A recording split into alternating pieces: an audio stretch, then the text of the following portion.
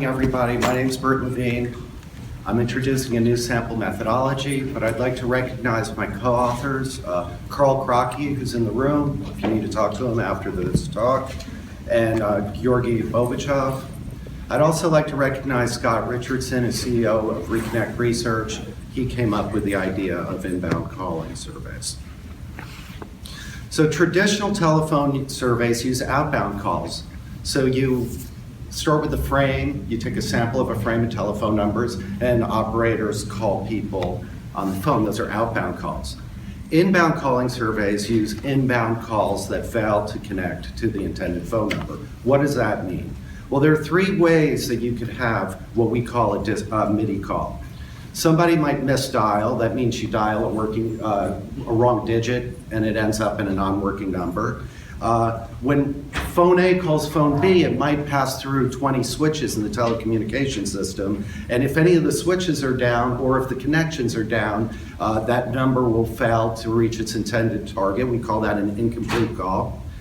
Disconnected number is obvious, and we have this acronym. The second I refers to inbound. We call these MIDI calls. If you ever made a telephone number and got a message that said the number you have dialed is not working or something, please check the number and dial again, you dialed a MIDI call. In the United States, there's over 120 billion calls a month, and 4 to 8 billion of these are MIDI calls. So there are lots and lots of MIDI calls.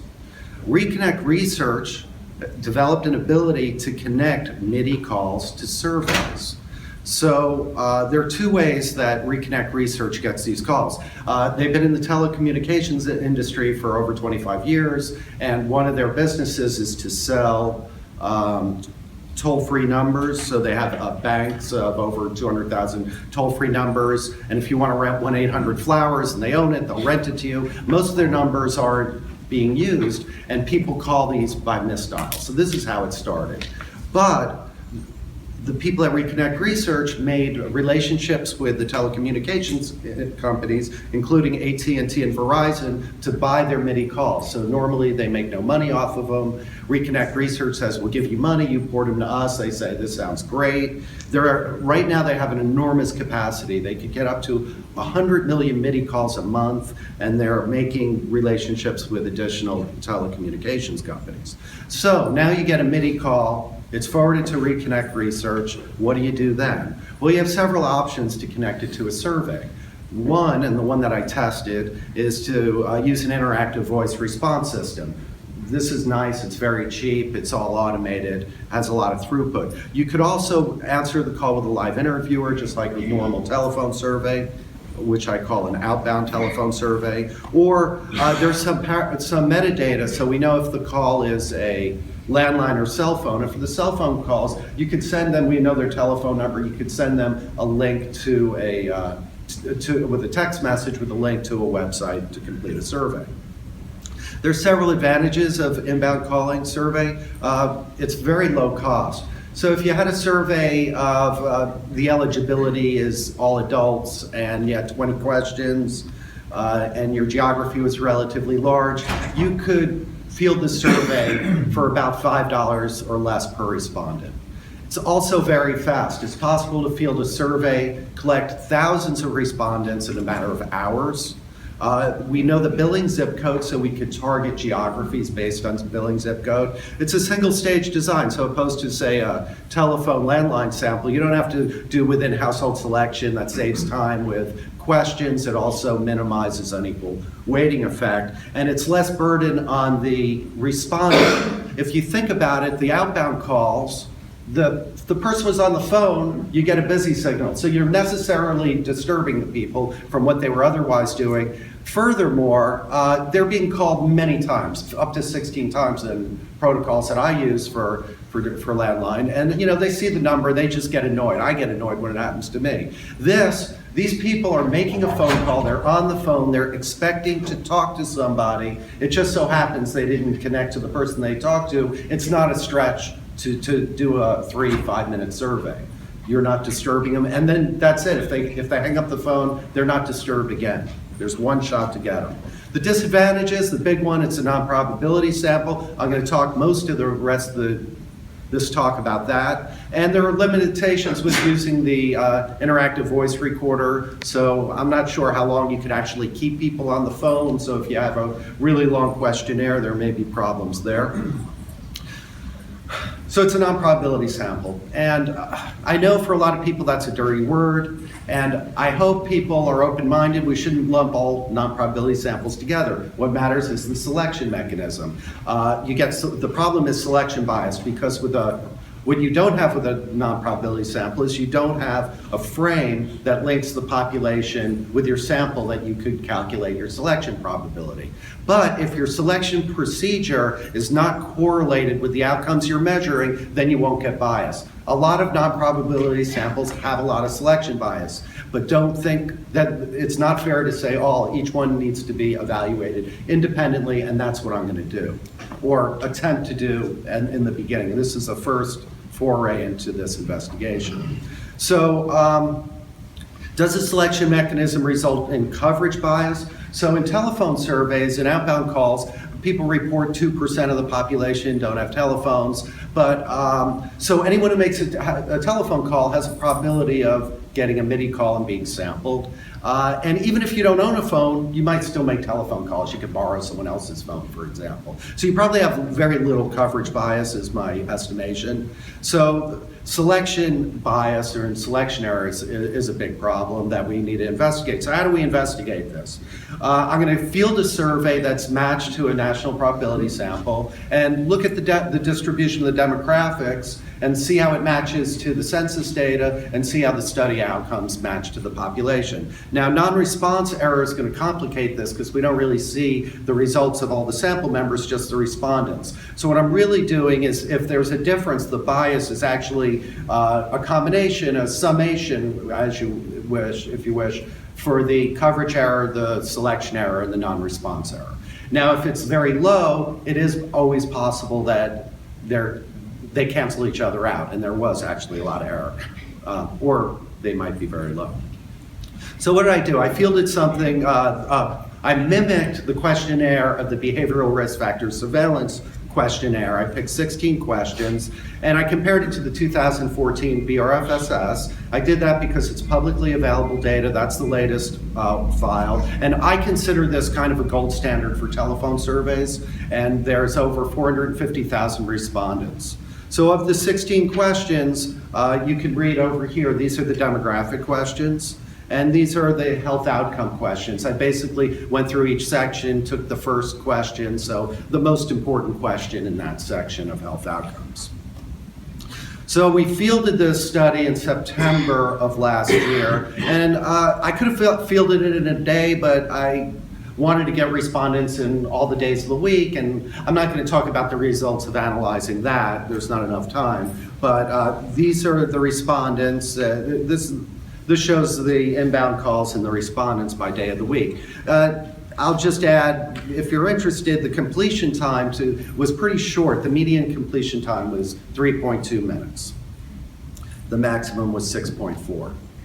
So we sampled a little less than 53,000 inbound calls, and we got approximately 6,800 respondents. The 843 response rate was 14.5%.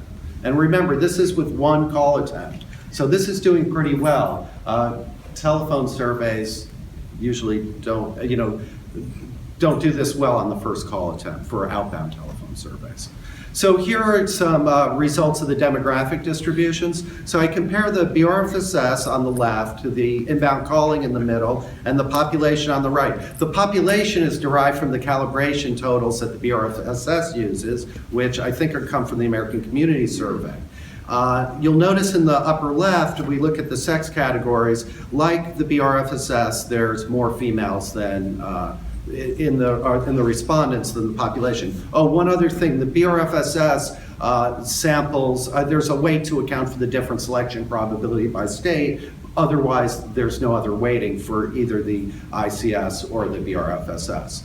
If we look at the upper right one, that's the race ethnicity, I find this really interesting. So the BRFSS has like other telephone surveys, has a lot more whites and fewer Hispanics and African Americans in the population, but the inbound calling survey was right on target. And if you look at the age categories, again, like other telephone surveys, I'm not picking on the BRFSS, it turns out that they have fewer young adults and more older adults, but again, the ICS match very closely. Interestingly, again, with the BRFSS, like other telephone surveys, you have fewer less than high school and more bachelor's and above. It actually flipped around with the inbound calling survey. This is the distribution by state. That matched really well. I was actually quite surprised how well that matched. So I did a calibration using a raking procedure similar to what they did at the BRFSS. These are the categories. After calibrating the inbound calling survey data, I got an unequal weighting effect of 1.14. And people who do weighting know that's really low. This matches closer to the population. I was actually shocked. I fielded well over 100 telephone surveys, outbound telephone surveys. I've never had results where the respondents matched the population ever, and all 100 that matched as nicely. Here's some of the health outcomes. I won't go through them all, but you can see, gee, they matched up pretty nicely. And here's hours of sleep. It's a different type of variable. So here you're putting, press your dial, your pads for hours per sleep. So there could be some error by the IVR system.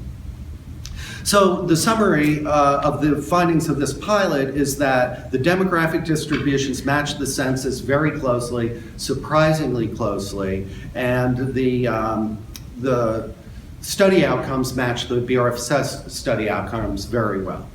So in this application of the inbound calling methodology, the combination of coverage bias, selection bias, and non-response bias was either very low or they canceled each other out.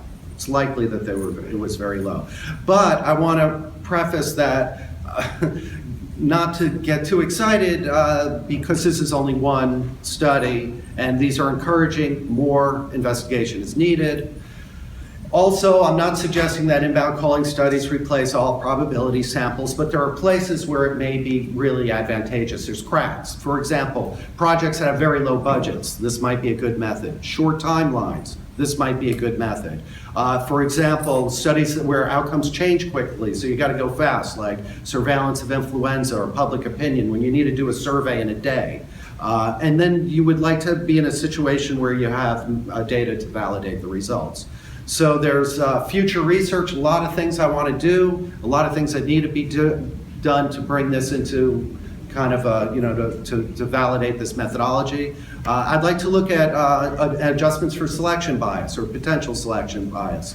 So you got to think that your probability of being a MIDI call that's selected is related to how many phone calls you make per day. So I could ask that as a question and then investigate if that's correlated with some of the outcomes. If it is, I could use that to reduce selection bias to get kind of a pseudo probability of selection. Also, phone type, it seems reasonable that if you had a landline, you're more likely to misdial because you're manually entering the number. So maybe you're more likely to be a MIDI call if you're a landline. So there could be an adjustment there. We have the zip code, so we could adjust for non-response by taking census data at the zip code level, modeling non-response, and using the inverse of the predicted probability as a non-response adjustment.